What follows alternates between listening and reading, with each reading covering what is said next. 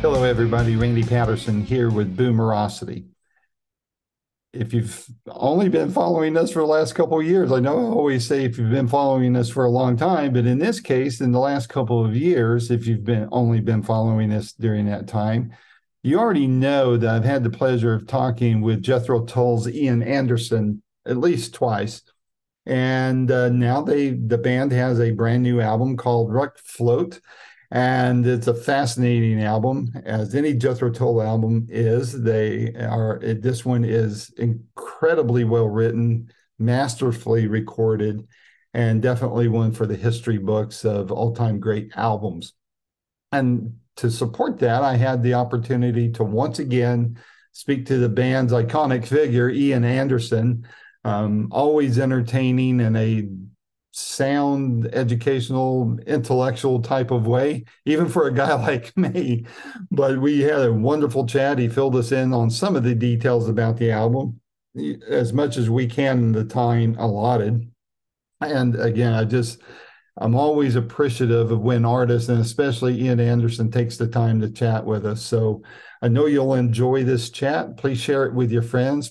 Please like it on the media that you're listening to. And if you don't mind, would you please subscribe so that we can keep you informed on everything going on in the Boomerocity world. So until next time, this is Randy Patterson with Boomerocity. Take care. Hello, can you hear me? Yes, I can, Ian. Good afternoon there. Good morning here in East Tennessee. Thank you again for joining me. Yeah. So Terrific. Fire away. All righty. First of all, I want to thank you for all the years of great music. And that's what we're here to talk about, is your latest contribution to that. I always considered Jethro Tull as kind of a thinking man's band, because not only is your music intricate, well written, but the depth of the lyrics you can't just passively listen if you plan on getting anything out of Tull music. At least that's how I feel. I've read some of the interviews of how you approached your new album, RokFlote. When you go into an album like this, where it's deep, where it gets into mythology or history or anything like that, do you ever approach it from a standpoint of where you feel like you got to be careful not to lose your fans, or are you hoping that maybe they'll get out of their comfort zone and kind of dig into what you're talking about, or is there something else entirely different from either of those two when you approach music writing like you did on this album? Honestly, I've never really thought about writing with a view to trying to please fans, or in terms of lyrics, I'm really not thinking about impressing the members of the band, let alone fans or anybody else. I'm doing what I do because it's something I feel I have a passion for, and trying to do it as well as I can. But I'm not really worried about losing fans at any time. I'm sure it must happen inevitably. There's some people who just think, well, that's not for me. I don't really want to listen to this or read the words. But I think you can have things that work on more than one level. So it's not really just a question of making the assumption that people are going to read the lyrics. I think the majority of people don't. I mean, I know when I hear music, I quite often have to correct my way of thinking and try to examine what the lyrics really are, because I either just don't take the trouble to listen, or I listen but it doesn't actually sound that interesting, and so I ignore it, and then I have to come back to it and say, no, I must really read these lyrics and see if they make some better sense if I apply my time and effort. So that's happened to me on a few occasions with bits of music I didn't think I liked, and then I decided after reading the lyrics that I did like them. Mm-hmm. So I guess that could happen anytime with my music, my lyrics too. It just, but it's not going to drive me to write in a certain way. It never has, never will. I see. Well, good. I sense that this album, the cuts I've heard and from what I've read, that this is definitely not an album of leftovers from Zealot Gene. Am I correct about that? Yes, you're quite correct, because the Zealot Gene really began in 2017, and by the time 2018 rolled around, I'd only really finished 4 of the 7 tracks that we'd recorded.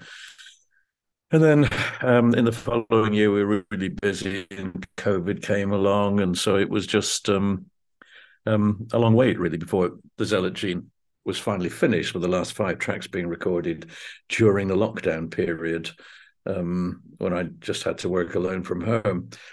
But the delivery to the record company meant that the record was released in January of 2022, and on the 1st of January of 2022, I began work on a new album, which is being released, I guess, tomorrow. Mm-hmm. So it seems people keep saying, "Oh, you suddenly no records from Jethro Tull, and suddenly there are 2, a year apart." But that's not the way it happened. That's not really the temporal sequence of events at all. It's a period of 3 or 4 years between starting the Zealot Gene and starting RokFlute, which is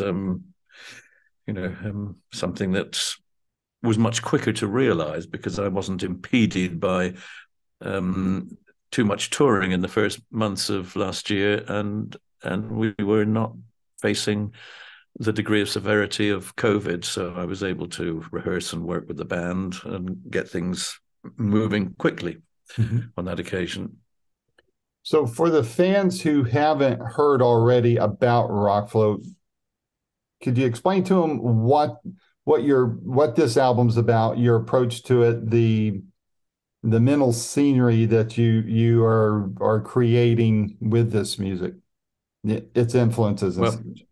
Okay, well, I started on day one of writing the music with a working title of RokFlute, because I knew it was going to be a rock album, and it would be a prominent flute, not all instrumental, but there'd be a lot of prominent flute in it. So that was my working title. But at the end of the first day, once I'd come up with an idea for a theme, then I changed it to Rok, meaning the Icelandic old Icelandic word for destiny, and Flöte, which is the German pronunciation and spelling of flute, the instrument I play. And having decided on that first day that I would write something about polytheistic beliefs, I thought about and discarded Greek mythology and Roman mythology and some of the religions of the Far East and the Orient, and decided to tackle the one that I knew least about, and the one that I was most uncomfortable with, which was Norse mythology. And I was uncomfortable because it has long associations with heavy metal bands who like to do the macho, scary Viking superiority kind of a thing, and of course the fascination of that held a great deal for Tolkien, for Wagner, and very worryingly for Heinrich Himmler. So it's something that you've got to be a little careful, especially in the light of the misuse of the umlaut, the 2 dots over the O's, which were perpetrated by Motorhead and Motley Crue, for example. And in both cases, there is that uncomfortable flirting with something that has to do with an era of history that I don't think we want to make fun of. It's not cute to do that and affiliate yourself in some way with that, or indeed for those who perhaps in Norse paganism perhaps affiliate themselves with far right notions politically or in ideological terms. And I have nothing whatsoever to do with paganism and that kind of a world, but it doesn't mean that I shouldn't write about it. I think I can do that objectively and look at the mythology, look at the characters of the gods in the Norse religion, and try and bring those alive, give them some historical reference, but also to translate those characters and personalities into the world I live in my life. I can see the parallels with people in the real world. That essentially is what I did. And I mean, a lot of this was put into place really on day 1 or day 2 of working on the album. And by the end of 2 weeks, I had it all written. And then I went on to to make some demos for the band, and then 2 or 3 months later, we began rehearsals. We had 6 days of rehearsals, 7 days of recording the band tracks, and a few days for me to finish off some flute and vocals, and then a couple of weeks of mixing and mastering, and a couple of weeks of working on the album cover. All of this being interspersed between several tours that were taking place at the same time. So be working a day here, 2 days there, nothing for the next 10 days, and then maybe a couple of days there. So it was all squeezed in between the concert dates of 2022. That's about as much as I can tell you without taking overly long. Right. And all of this, of course, is well described in the booklets that come with the albums in the physical copy anyway. And hopefully in due course, I will probably publish the contents of the booklets online. But the record company wouldn't like me to do that right now, because they're hoping people will buy the physical copy rather than getting, streaming it. And hardly anybody makes any money at all out of streaming, the record company or me. And if the punters feel they can just get all the peripheral information online, and they don't have any need perhaps to then go and buy a physical copy. But of course, a lot of people do want to buy a physical copy, whether it's vinyl or CDs or Blu-ray discs, and they like it in a lavish presentation set. And for them, we have tried to fulfill that wish. But it is a relatively small sector that buys physical copy anymore for any artist, not just for us. It's just every year physical sales drop away 10% or whatever on the year before, and it's very hard for record companies to stay in the game, given that they have to live off crumbs from the table in the digital sense of streaming, particularly. Yeah. Yeah, well, us old timers all still love to open up the physical copies and read the notes while we're listening, and I think the younger generation is missing out on a lot by not doing that, But, well, if that's the way they do it, but I get, there are always younger fans coming along who do want to know either about the historical works of many bands, or indeed to have the opportunity to know about the detail in their more current efforts. It's not really a very efficient replacement factor, though, because we have millions of fans from years and years ago, but we have to face reality. Some of them are dead. Quite a lot of them are not feeling very well, and even those that are have decided to move on and play golf or go fishing. So there's a huge attrition rate amongst the older fans, and although we do get people trickling in at the lower end in the teens and 20s, it's not really enough to make up for the losses. And I know of other artists who feel this very consciously. People have been around even longer than I have, and they're very well aware that their fan base is dwindling. And when it comes to doing live concerts, then it's not what it was even a very few years ago, because so many of their fans don't get out of the house anymore. Yeah, unfortunately. Well, was it from the time you started working on the album till the time you guys got together and started recording it, were there any surprises to you as far as a shift in what you anticipated, a particular song or the process or whatever? How it did it? Well, not really. I gave the band very detailed. Pardon me? I gave the band very detailed arrangement notes. I gave the band very detailed arrangement notes along with the demos. So they had everything they needed to get to the point where they could play it through straight away. On day one of rehearsal. We could play through the songs, and every day we worked on 2 songs. So we would, in the morning, we'd work on one song, get to hopefully a final arrangement. In the afternoon, we would start work on another song and recap the first one, and then hopefully we could then go into the recording studio for 2 days and spend one day on recording each of the songs. But the arrangement, the final arrangements, the little nuances and the little details that come in with the rehearsal with the band, that's the exciting bit, because there's maybe not anything radical, working with other people who then will have their own little ideas or their own thoughts as to what to play and how to play, and it rattles back and forth between us at a furious rate, while everybody adjusts their notes and parts on their printed out music, and we get to a final arrangement that everybody feels good about, hopefully. Yeah. The there, we talked when you over the Zealot Gene album, and you were talking a lot about the effects of the pandemic on recording, and everything had to be kind of remote and that type of thing. Were there anything new that you brought to the table with this album that was a benefit that you learned or developed during the shutdown?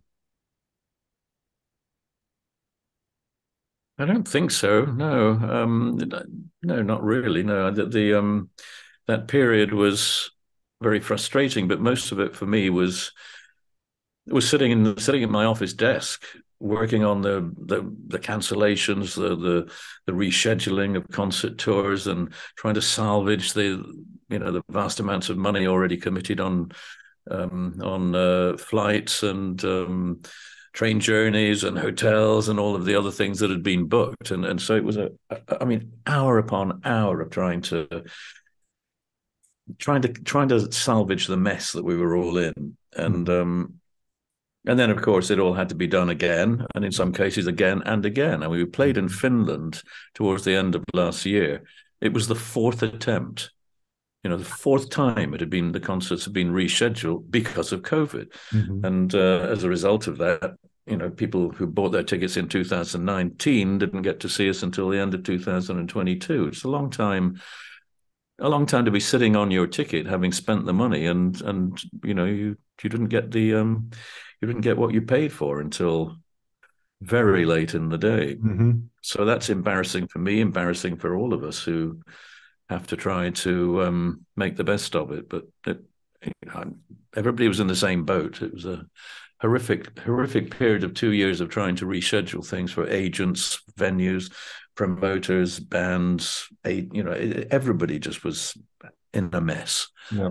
But we'll be in an even bigger mess next time, because I guess the lesson has not really been learned. And if we are facing that again, I don't think it'll be any easier. If anything, it will probably be worse, for the reason that people are tired of and angry about the whole pandemic issue. And I think if it happened again, they would ignore it. They would take no notice. And if it was a virile and lethal disease, then I think people wouldn't be taking the precautions that they did during the COVID outbreak in early 2020.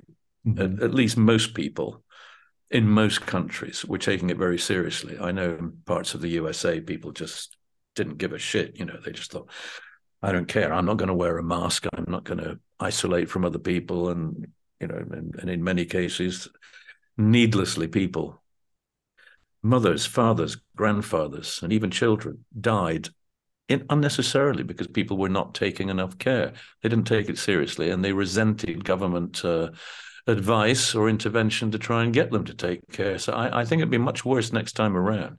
And there will be a next time around. It may not be in my lifetime or yours, but it will happen again. And I think there will be a reticence about taking it seriously. Just as the nuclear threat, people don't really take that seriously. It's just saber rattling on the part of Vladimir Vladimirovich, and people don't really take seriously that it's only going to take one or two of the strategic nuclear weapons that Russia currently has, let alone China and possibly even North Korea. It's only going to take two or three of them to kill millions of people in your country and to annihilate most of the UK. We really do have to take seriously that these madmen who are threatening to use that technology might just be unstable enough to take the action that they're threatening to do, knowing full well that they will receive just as much in way of return. So it is crazy. It is a crazy time. Putin is either a paranoid delusionist In that case, he's just nuts. He's just mad. But the worrying thing is he may not be. He may actually just be genuinely a man filled with bad blood and a desperate desire to somehow hurt the West that he is so weirdly afraid of, and has been since he got the elbow back in the days of George W. Bush. Not by Bush, who was quite friendly to him, but probably Rumsfeld and Dick Cheney were the guys who persuaded Bush not to do business with the Russians. Mm-hmm. And I guess perhaps those in the CIA that had a long mistrust of Russia. And Putin was really upset by that. He was really, really hurt by the fact that he was turned away at a point where he thought he was making some progress with a relationship. And that just put him right back to where he was in terms of a lifelong hatred of me when I ran into him back in 1992 in St. Petersburg. So we should be pretty worried about that sort of stuff too. However, we like to be optimistic, and hopefully optimism doesn't hurt as long as it's not blind optimism. Right. And we must remember that things could get really, really nasty. I agree. And not just pretend that somehow it won't happen. Yep. It probably won't, but it might. For fans that don't check out your website yet, and they're hearing this first, quick rundown, what's on Jethro Tull's radar in the coming months? What tours are coming up? Well, I have in terms of the USA, we have 3 short tours of the USA. They are being announced. Well, I think they were actually formally announced yesterday. I'm not sure if all of it up on our website yet, but I think all the dates are on sale as of yesterday, theoretically.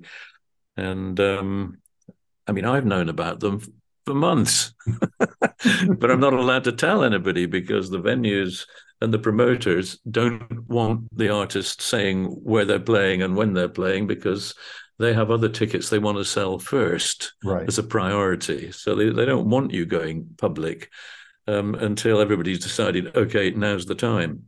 But that's a philosophy that seems to apply only to the USA. I mean, elsewhere in the world, as soon as you've agreed it, signed contracts, get the tickets on sale. That's the general policy, but not in the US. It doesn't work that way, seemingly. No. Well, hopefully I can catch one of your shows when you're over here in the States and cheer you guys on. As always, I appreciate the time you've given me, Ian. You've always been gracious and very kind to chat with me. I'm a small timer. I'm not Rolling Stone magazine, but you've been very gracious. And again, you have been this time. And so I appreciate that. And I know the fans do. And look forward to seeing you guys over here in the States. And maybe we can bump elbows or something if you guys aren't in a bubble or something. But if you are, we understand. We want you guys to live a very long time. So but again, congrats on the new album, and be safe as you guys hit the road.